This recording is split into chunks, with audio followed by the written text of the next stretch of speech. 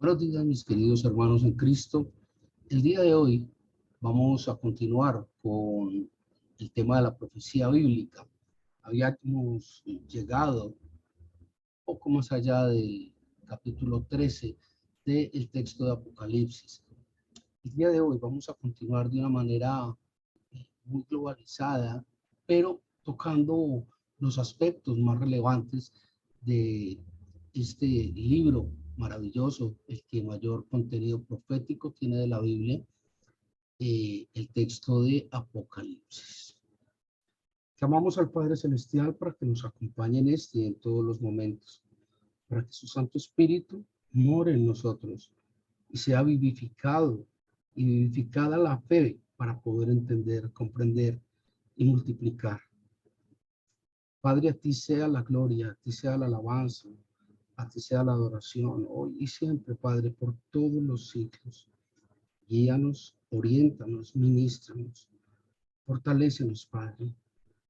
A ti clamamos, Señor, abre nuestros sentidos espirituales. Permítenos, Señor, hacer la aprehensión de todo este conocimiento que tú nos das. A ti, Señor, sea la gloria. En el nombre poderoso de Jesucristo, que es nuestro hermano mayor. Amén.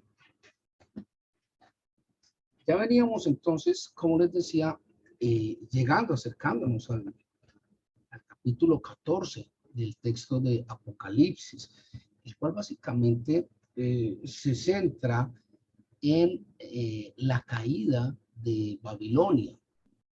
Y frente a esto, como hemos venido manejando, conduciendo toda esta temática de Apocalipsis, no será esta la diferencia.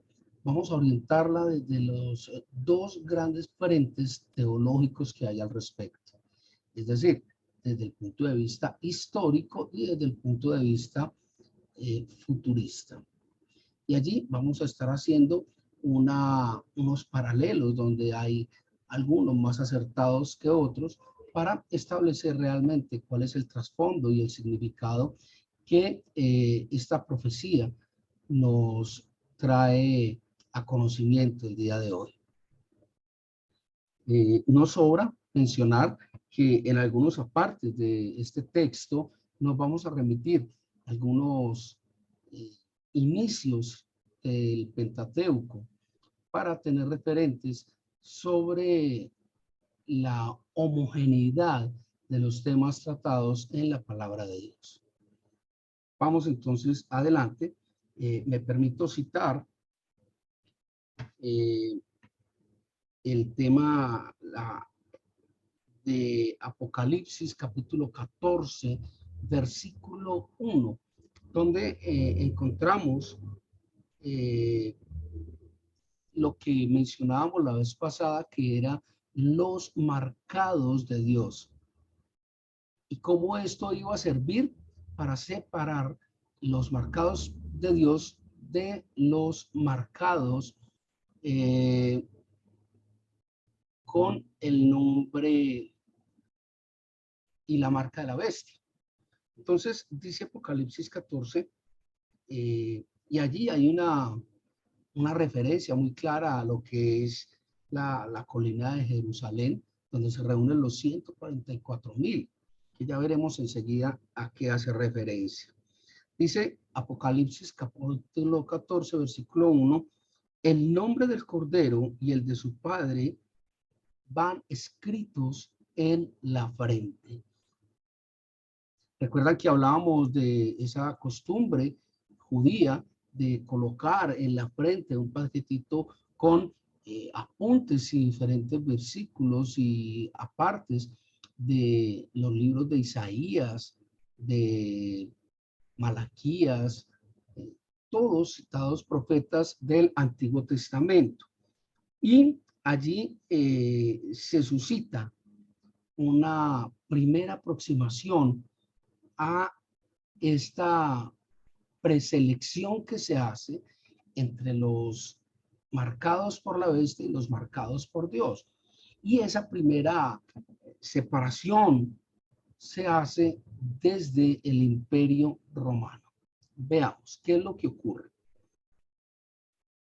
Frente a esta palabra Babilonia existe una tremenda disertación, una tremenda dicotomía en la cual se establece si Babilonia era el nombre clave, el nombre secreto que se utilizaba para referirse al Imperio Romano, o por el contrario, históricamente se hacía referencia a la gran metrópoli que había en el principio de los tiempos. Hay muchos historiadores que ven esas visiones donde Juan definitivamente no estaba hablando sobre esa ciudad antigua, la gran ciudad de Babilonia, sino que Juan hacía referencia desde una visión para evitar ser castigado por los romanos, hacía referencia a que Babilonia era el nombre clave para dirigirse a los romanos. No olvidemos que desde que los romanos, el ejército romano destruyó Jerusalén en el año 70, después de la era cristiana, posterior a ello viene la caída del Imperio Romano, algo por allá como el año 580, 590 de la era cristiana. El Imperio Romano cae y prácticamente desaparece del mapa hasta una nueva aparición muchos años más adelante. Entonces, miremos punto a punto lo que desde la óptica histórica nos habla esta parte de Apocalipsis 14 y la forma en que históricamente se ha ido confrontando para dar claridad al respecto. Dice Apocalipsis 14, versículos 10 y 11, menciona de la siguiente manera: ellos serán atormentados con fuego y azufre ardiente. El humo de su tormento subirá para siempre jamás. Históricamente, el fuego y el azufre se han entendido y se han asimilado como la manifestación de la ira de Dios contra la impiedad. ¿Y dónde podemos ver y entender esto? Lo podemos ver y lo podemos entender cuando se hace el juicio sobre las ciudades de Sodoma y Gomorra, donde fueron castigados con azufre y fuego que venía del cielo. Entonces empieza a cobrar un sentido un poco más claro, porque posiblemente no esté haciendo referencia a una connotación futurista, sino a ese pasado en donde la ira de Dios era manifiesta a través del azufre y del fuego. Aún así, hay referencias en el Antiguo Testamento muy claras frente a este tipo de manifestaciones de la ira de Dios. Por ejemplo, vamos al Salmo 11, Salmo 11, 5, 6 aproximadamente, donde se menciona: el Señor examina tanto a los justos como a los malvados, y hará llover carbones encendidos y azufre ardiente sobre los malvados. O sea, aquí vemos también una cita clara de que se hace referencia abiertamente a la ira de Dios manifiesta a través del fuego y manifiesta a través del azufre.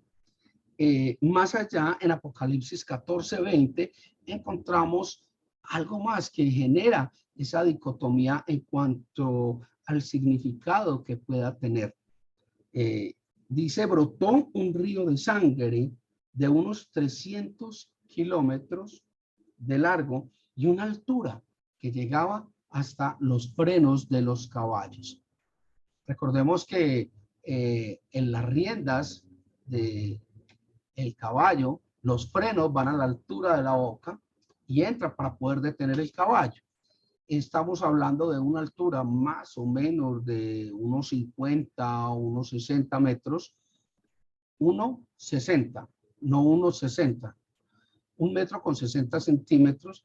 A esa altura aproximadamente está ubicada la boca, la trompa del caballo donde se van los frenos. Entonces imaginémonos una corriente de sangre que tiene una altura de más o menos 1 metro con 60 centímetros y que mide cerca de 300 kilómetros. ¡Wow! Históricamente, ¿qué puede estar trayendo a colación Apocalipsis? La visión de Juan no es muy clara respecto a eso. Y algunos historiadores lo que manifiestan es que precisamente cuando el pueblo romano destruye la ciudad de Jerusalén en el año 80, después de la era cristiana, el río se cubre totalmente de sangre. Y que esto, vamos a ver, tiene una tremenda relación con el tema de las copas de la ira, que más adelante vamos a establecer. Entonces, de igual manera, hay otros historiadores que dicen, no, eso no tiene que ver con la sangre de los muertos en la invasión romana. Eso más bien tiene que ver es con la abundancia de la fe que, así como el Señor en tantas ocasiones habla de la vid, habla del vino, del producto de la vid, asimismo la fe crecerá de tal manera que es supremamente grande. Y recordemos que las uvas se toman de la vid y se pisan, se aplastan para generar el vino, un vino rojo sangre. Entonces va a haber un avivamiento, un crecimiento tal de la fe que va a ser arrollador. Esto pues es otro de los planteamientos que se hace dentro del contexto histórico. Ahora bien, hemos hablado suficiente del tema histórico inherente a Apocalipsis 14. Veamos qué pasa con esa visión futurista frente a estos apartes. Cuando se habla de adiós a la bestia, ¿sí? Cuando se habla de esta caída de la bestia y de sus secuaces, algunos futuristas consideran básicamente que se trata de la caída del nuevo imperio romano, lo cual pues ha generado una tremenda controversia entre protestantes y católicos romanos, ¿sí? Sobre esto pues no hay mucha claridad. Si bien es cierto, Apocalipsis fue escrito hacia el año 90, 95, después de la era cristiana, también es cierto que la Iglesia Católica Romana viene mucho más adelante, hacia el año 200, después de la era cristiana. Y allí es donde se presenta precisamente la controversia. Algunos establecen que no era posible porque es que en el momento no había tal controversia. Pero precisamente allí es donde está el tema profético de Juan, la revelación de Juan, poder ver hacia adelante, y precisamente por eso estamos dentro del contexto futurista de este aparte. Tenemos el tema de los 144,000 elegidos, que lo encontramos y está muy relacionado con lo que veíamos en Apocalipsis 7, el capítulo 7 de Apocalipsis, donde no hay mucha claridad tampoco, lamentablemente, puesto que algunos intérpretes y eruditos de la palabra establecen que esos 144,000 son los que se convierten después del arrebatamiento, lo cual pues ciertamente no tiene mucho simiente desde el punto de vista teológico, desde la Biblia. No tiene mucho sentido, porque es que el arrebatamiento hace referencia especialmente al arrebatamiento de la iglesia. Es decir, si su merced no llegó para el arrebatamiento, ya no forma parte de los que viajan a las bodas del Cordero. Entonces no tiene mucho sentido, por lo menos desde mi pobre óptica, sobre esta temática. pero es el menester presentarlo dentro de esas corrientes que estamos evaluando de las interpretaciones bíblicas de la profecía bíblica. Respecto al tema de la sangre que tenía 300 kilómetros de longitud y una altura del orden de 1,60 metros, es una visión de Juan que relaciona dos eventos futuros. El primero de los eventos es haciendo referencia a lo que es la cosecha del trigo. Y esto tiene que ver con el ángel del Señor que tenía en su mano una hoz de oro. Y llega el momento, lo veremos con el derramamiento de la ira de Dios en las copas, que el ángel del Señor recibe una instrucción de llegó el momento de cegar. Baja tu hoz y empieza a cegar el campo. ¿Por qué? Porque el trigo ya está listo. Y dando coherencia con este tema de que se recortarán de igual manera el trigo y la cizaña y la paja serán echados al fuego, pero el trigo será guardado en el lugar dispuesto para ello. Y el segundo elemento al que se hace referencia con este río de sangre es muy similar al que tenía la parte histórica y hace referencia al derramamiento de sangre que se da como una cosecha de los hijos de Dios, una cosecha de la fe y que va a ser totalmente dirimida en esa batalla del monte de Armagedón, donde la cantidad de muertos será tan grande que inundará completamente esta región de el monte del valle de Armagedón y estará lleno completamente de sangre debido pues a la matanza que se da al lado de allí. Algunos futuristas hablan claramente de que se hace referencia a esta batalla de Armagedón tal cual como se tiene plasmado por la interpretación de que esta batalla de Armagedón no va a ser más que una hecatombe nuclear que va a acabar con la gran parte de la humanidad.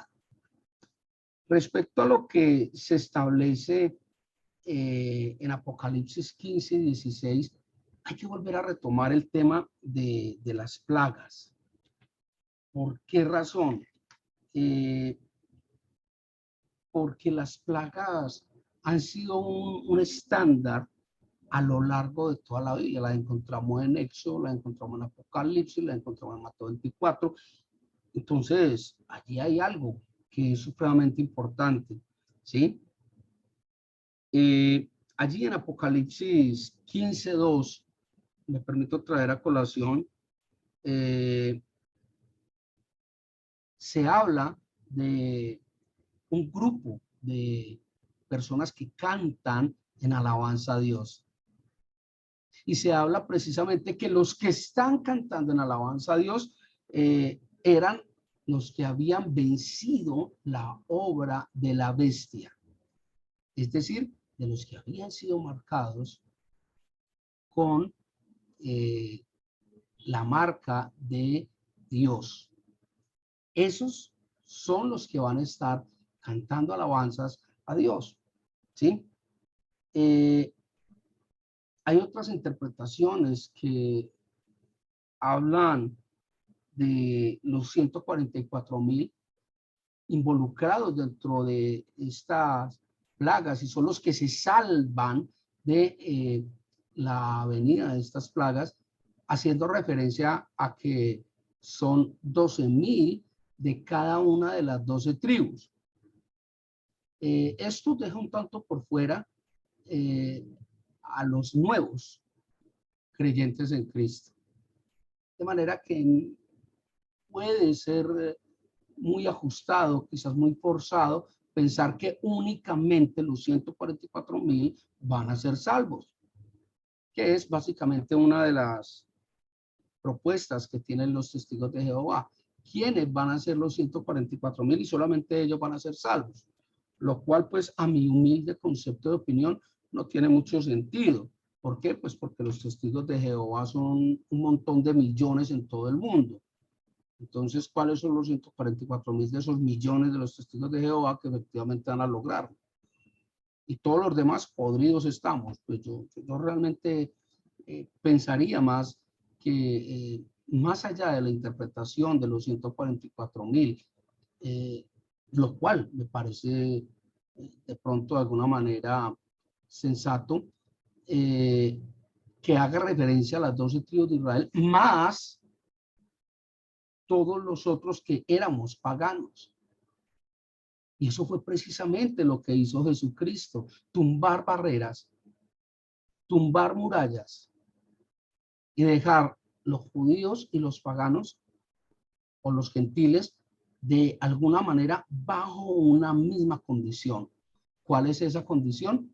El haber aceptado la obra de Cristo para salvación. Recordemos lo que hablábamos en nuestra reunión del jueves.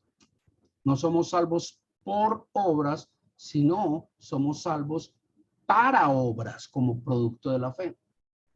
Entonces, dentro de estas 7 plagas, hay una comparación en 3 eventos que yo creo que vale la pena mirar.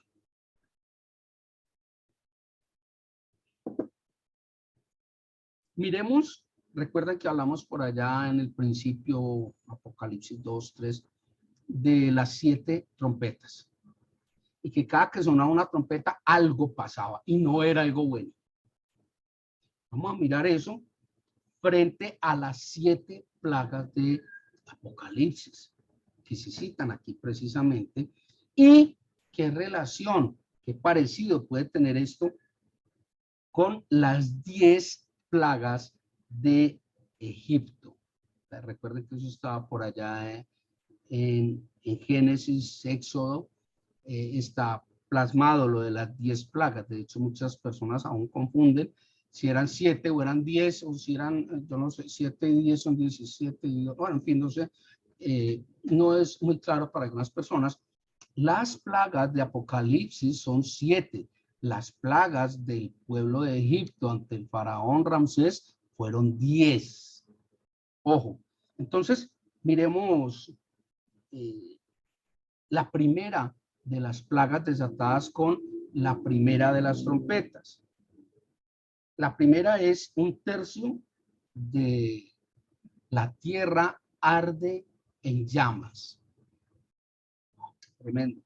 Y esto tiene relación con las primeras plagas de Apocalipsis en cuanto a la radiación solar que quema la tierra. Y esto tiene a su vez relación con la obscuridad generada en las plagas de Egipto. La 9ª plaga fue la oscuridad completa. La segunda de las trompetas hace referencia a que el mar se convierte totalmente en sangre. Y eso encontramos en las plagas de las copas, en precisamente un mar cubierto de sangre. Y ciertamente fue la primera de las plagas de Egipto, ¿sí? Cuando hablaban de que el río Nilo se convertía en sangre. La tercera de las trompetas hacía referencia a que los arroyos y los manantiales, toda el agua, no de los mares, sino de los ríos, los manantiales y los arroyos, se dañaba, se destruía, era contaminada. Esa tercera trompeta la vemos reflejada en los arroyos y los ríos ensangrentados. Está también allí en Apocalipsis. Y una vez más, esto tiene relación o similitud con el río Nilo lleno de sangre, lo mismo que todas las aguas que habían en el reino fueron contaminadas y convertidas a sangre. La cuarta y quinta de estas trompetas hacen referencia básicamente a que el sol y la luna son cubiertos y no hay luz alguna sobre la tierra. Estas son la cuarta y quinta trompetas que, comparadas con las plagas iniciales de Apocalipsis, harían referencia a la oscuridad de la tierra. Y esto, recordemos, lo mencionamos hace un momento, tendría directa relación con la novena plaga de Egipto. La sexta de las trompetas hace referencia a unas langostas que vienen desde el Éufrates y básicamente hacen referencia a un estado de guerra, a una guerra desmedida. Esa es la sexta trompeta, y cuando la comparamos contra las profecías iniciales de Apocalipsis, recordemos que hay una sequía en el río Éufrates y esto ocasiona una tremenda confrontación bélica, ¿sí? Y esto es muy parecido a lo que pasa en la octava plaga de Egipto, y es que empezó una invasión desmedida de langostas sobre todo el reino de Ramsés. Allí lo encontramos. Por último, la séptima de las trompetas habla de un terremoto y durante la ocurrencia de este terremoto, este evento sísmico, una gran magnitud, se presenta la lluvia de granizo. Un granizo pues bastante grande, bastante detallado en esta parte. ¿Y eso con qué tiene que ver? Pues con la séptima de las profecías que hablamos por al principio de Apocalipsis, que es un terremoto y un trueno que caía lleno de granizo. ¿Y esto en qué se parece a las plagas de Egipto? Pues la séptima plaga de Egipto tiene que ver precisamente con granizo y terremotos. Es así pues como vamos viendo esa coherencia, esa hilaridad entre unos y otros elementos. Y aquí es importante que hablemos de lo que se trae Juan a colación en el capítulo 16, y es precisamente las copas de la ira. O sea, Apocalipsis, a pesar de que es una excelente noticia, es la buena nueva para aquellos que creyeron en Dios, que se ajustaron a las condiciones de Dios. Para aquellos que no lo hicieron, definitivamente las noticias no son buenas. Miremos el tema de las copas, que lo encontramos allí en Apocalipsis 16:1, donde el ángel del Señor da una instrucción muy clara que es la de vaciar las 7 copas de la ira. Miremos qué dice Apocalipsis 16:1. Dice, una voz grita a los 7 ángeles, vayan y vacíen las 7 copas que representan el enojo y la ira de Dios. Y lo encontramos en Apocalipsis 16:1.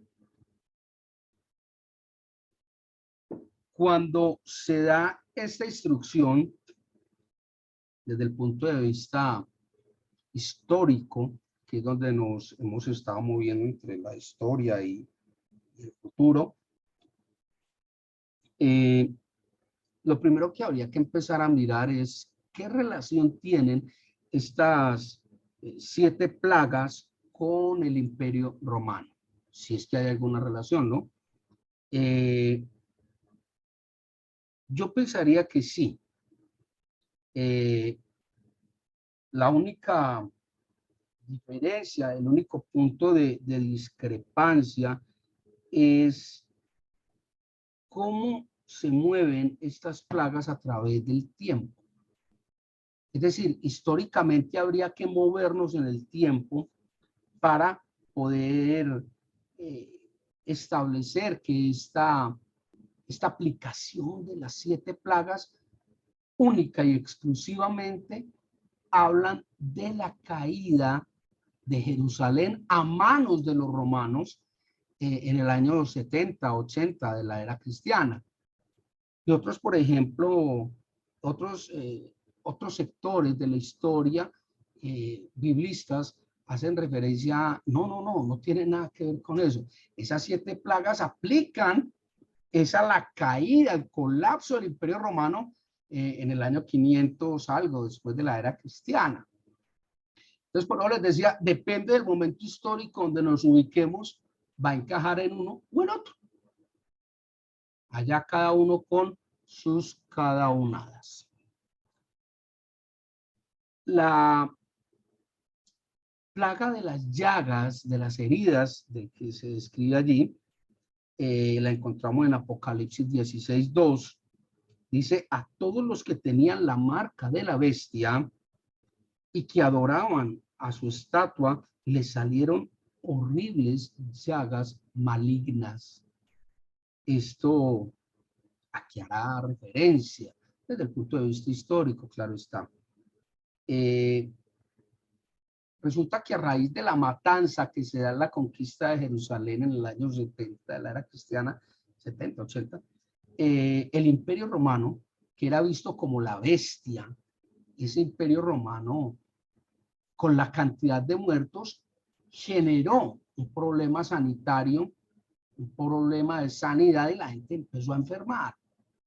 Entonces, a eso hace referencia el concepto histórico de las llagas que vienen dadas desde una de las plagas, ¿sí? La otra es la plaga de sangre, la sangre de los muertos.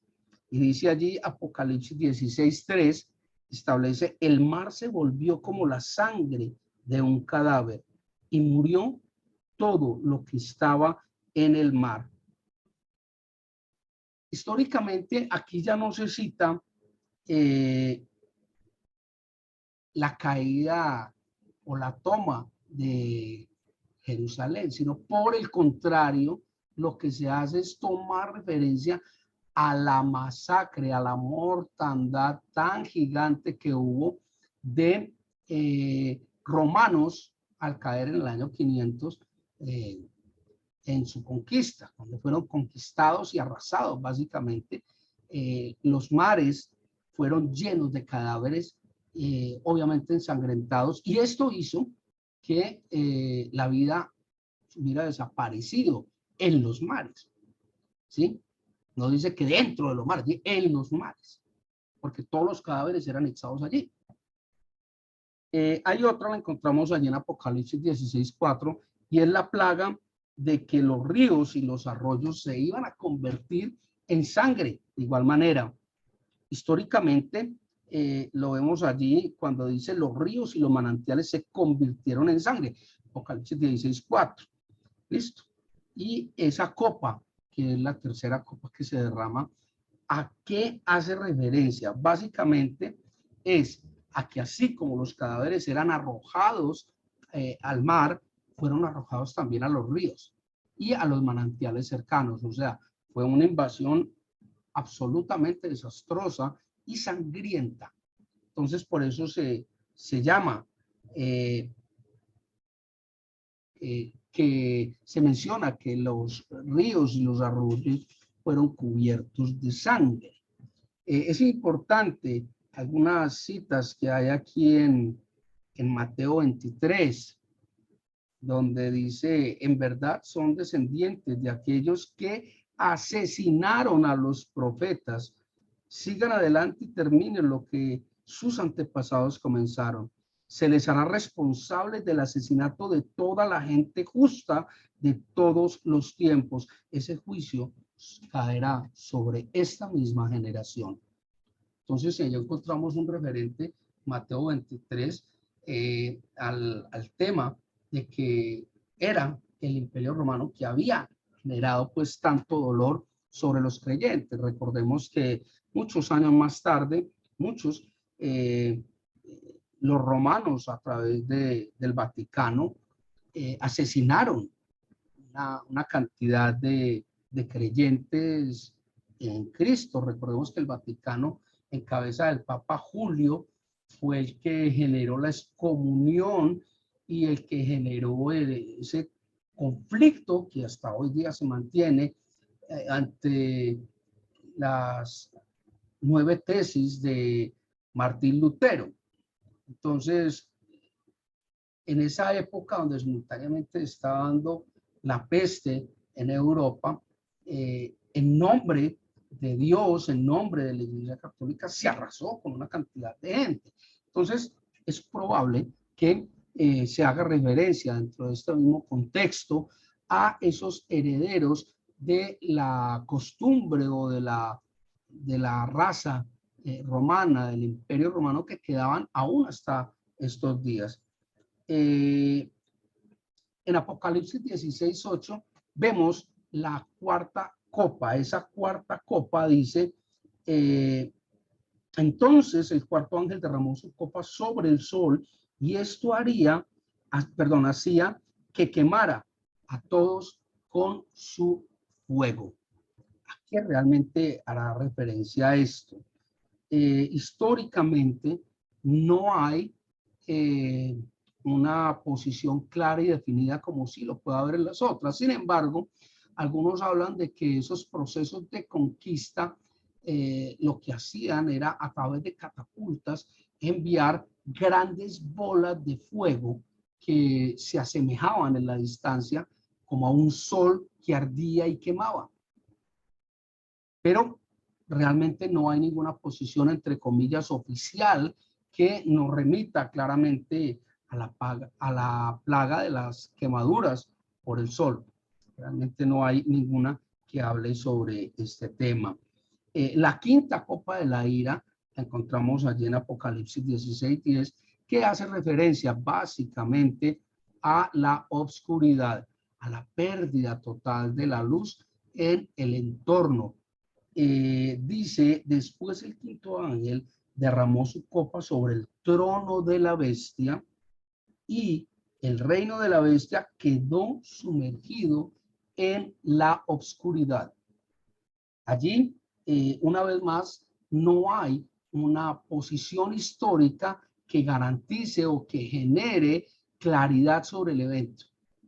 No se dice cuál pudo haber sido, desde el punto de vista histórico, la situación que se está enfrentando, por lo menos desde el contexto histórico. Ahora vamos a hacer una comparación entre la posición futurista y la posición histórica. Y vamos a encontrar una serie de similitudes entre ambos. La sexta plaga la vemos allí en Apocalipsis 16:12, que básicamente nos dice, luego el sexto ángel derramó su copa sobre el gran río Éufrates y este se secó para que los reyes de Oriente pudieran marchar con sus ejércitos sin obstáculos hacia Occidente.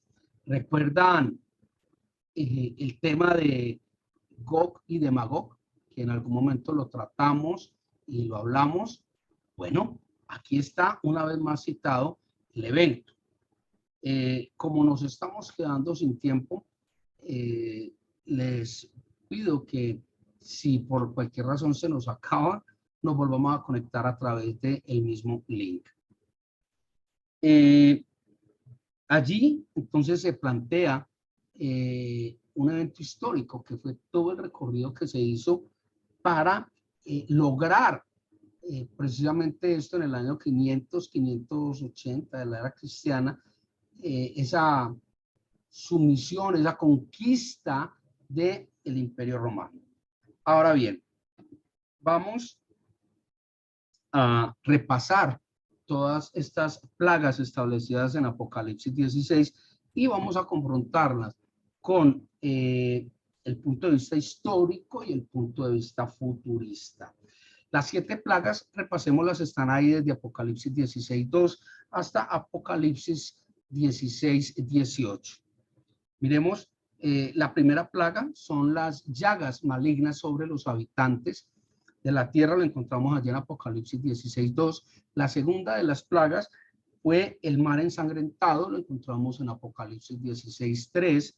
La tercera es los ríos ensangrentados, vemos la cita en Apocalipsis 16:4. La cuarta es las quemaduras solares generadas por el calor, lo encontramos allí en Apocalipsis 16:8. La quinta es la oscuridad total, lo encontramos en Apocalipsis 16:10. La sexta es la sequía y la gran batalla, como les decía, citada por Armagedón, ¿sí? En el valle del Armagedón, lo encontramos en el Apocalipsis 16:12. Y por último, serían los grandes terremotos que están allí contemplados en Apocalipsis capítulo 16, versículos 17 y 18. Entonces, esa primera plaga de las llagas malignas, históricamente, son las lesiones y enfermedades generadas por la caída de Roma hacia el año 400, 500, después de la era cristiana. Pero desde el punto de vista futurista, son llagas sobrenaturales que se generan los habitantes de la tierra, posiblemente como producto de una confrontación nuclear. La segunda, que es el mar ensangrentado, históricamente hace referencia, como les decía, a la caída de las personas sobre el mar, que eran tirados los cadáveres allí durante la conquista de Jerusalén por parte de los romanos y la conquista de los romanos. Desde el punto de vista futurista, es el símbolo de la matanza que ocurre en la batalla de Armagedón, de parte de los no creyentes sobre los creyentes, es decir, las matanzas que se generan entre judíos y no judíos, entre comillas, durante la tribulación, es decir, los 3,5 años finales, que es donde se va a presentar la tribulación. La tercera plaga, que nos hace referencia a los ríos ensangrentados, desde el punto de vista histórico, lo que nos manifiesta son los ríos de sangre que corrían por Jerusalén cuando el Imperio Romano lo destruyó. Y desde el punto de vista futurista, básicamente habla de la masacre en las calles de creyentes y no creyentes durante el tiempo de la tribulación. Y vamos a ver más adelante que esto tiene una relación con el tema de las 3 corrientes sobre la tribulación: pretribulacionista, tribulacionista y post-tribulacionista. La cuarta plaga, que son las quemaduras solares por el calor, históricamente es una referencia a los tiranos romanos que maltrataban sistemáticamente a todos los judíos de aquel momento histórico. Pero desde el punto de vista futurista, se habla de que estas quemaduras solares representan el gobierno de ese anticristo que ha de venir y que va a generar un gobierno satánico durante 7 años. Recordemos que durante los 3 primeros años y medio, pues se verán grandes obras y cosas muy interesantes de parte de este personaje, pero a los 3 años y medio se voltea, como dicen los puertorriqueños, se vila la tortilla y empieza a hacer de las suyas. La quinta plaga, que es la oscuridad, hace referencia al suicidio de Nerón después de haber incendiado Roma. ¿Por qué? Porque la ciudad se llenó de humo generado por el incendio. Y posterior a esto, Nerón se suicidó. ¿Sí?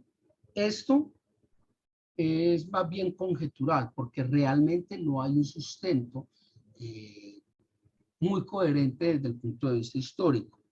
Pero desde el punto de vista futurista, hace referencia no a una oscuridad física, no a una oscuridad en el medio, sino a una oscuridad espiritual. Dice la palabra allí en el texto de Apocalipsis que la bestia va a engañar a un montón de gente, incluso a aquellos hijos de Dios. Ojo. Entonces, esa oscuridad desde el punto de vista futurista lo que hace referencia es a esa oscuridad espiritual. La sexta plaga es la sequía que desde el punto de vista histórico, una vez más, volvemos a conocer de que no hay un sustento muy claro, muy coherente, sino que simplemente habla de la descripción de la batalla que dieron los judíos en la caída de Jerusalén, en la conquista de Jerusalén. Pero desde el punto de vista futurista, es la gran batalla de Armagedón que se da entre el ejército de la bestia y el ejército de Dios, de Jesucristo. Y por último, la séptima plaga son los terremotos. Estos terremotos hablan desde el punto de vista histórico del colapso que se dio en Jerusalén a raíz de la conquista del pueblo romano. Y desde el punto de vista futurista habla simplemente de una sociedad que se desmorona, que se rompe a pedazos y que va cayendo lentamente. Aquí vemos pues cómo todas estas teorías están de alguna manera organizadas para tener un sustento de una o de otra parte. Ya que estamos terminando este seminario, vale la pena establecer que no se pretende tener verdades absolutas, sino simples opiniones recogidas de los teólogos y de los historiadores para establecer las dos corrientes que más comúnmente se manejan desde esos puntos de vista teológicos e históricos relacionadas con la profecía y concretamente con el libro de Apocalipsis, que es nuestro ejercicio final. Nos estamos quedando sin tiempo. Le ruego nos volvamos a conectar con el mismo link para continuar ya con la parte final de todo el curso seminario de profecía bíblica.